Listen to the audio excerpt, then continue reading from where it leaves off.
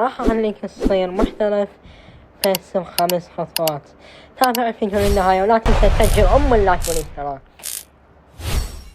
الخطوة الأولى: عدل الحساسية حتى تناسبك، ولا تنسخ أي إعدادات مال لاعب محترف، لاعب مشهور، لاعب بطولات. إذا ما حساسيتك وانت تتعود عليها لا تجيب حساسية أي لاعب. الخطوة الثانية: اتدرب يوميا 10 دقائق على التصويب وعلى الإيم.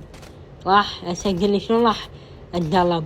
أدخل على ساحة التدريب واختار سلاحك المفضل وحط عليه سكوب 3 وعدل حساسية السكوب 3 وصوب على التماثيل. هنا راح تتعلم على التصويب والإيم.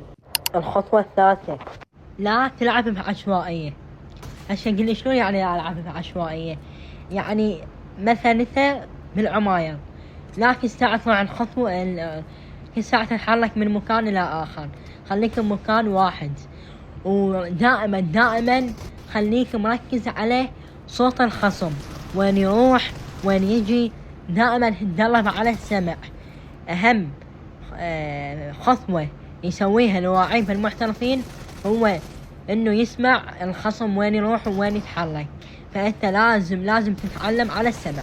الخطوة الرابعة: دائما اللاعب أو بالأخص لاعب الكلاسيك كل جيم يلعبون بسلاح مختلف، واني هذا الشيء أمنعه. ليش؟ لأن ما راح يسيطر على الخصم، راح يخسر كل جيم، راح يخسر. ليش؟ لأن ما متعود على السلاح. أما اني كل جيم سلاح واحد. ليش؟ لأن هذا السلاح اني متعود عليه وصاير بيه محترف. فأنت هم تدرب على سلاح واحد أو 2 وتصير بيهم محترف، وبعدين تبدل هذا السلاحين وتدرب على سلاح آخر. هالشكل لي ليش؟ دخلت بطولة ما راح تفوز بالبطولة، لأن اللاعب البطولة متدربين على سلاح، منهم السيجا، منهم السنايبر، منهم الAK. فأنت هم تدرب. أوكي، الخطوة الخامسة والأخيرة: من تخسر جيم ما تسأل نفسك ليش خسرت هذا الجيم. يا حبيبي السبب كلش واضح. السبب لأنه ما طبقت هاي الخطوات ال4 اللي هسه قلت لك إياهن. فأنت لازم تطبقهن على مود بالأقل تاخذ التوب 5.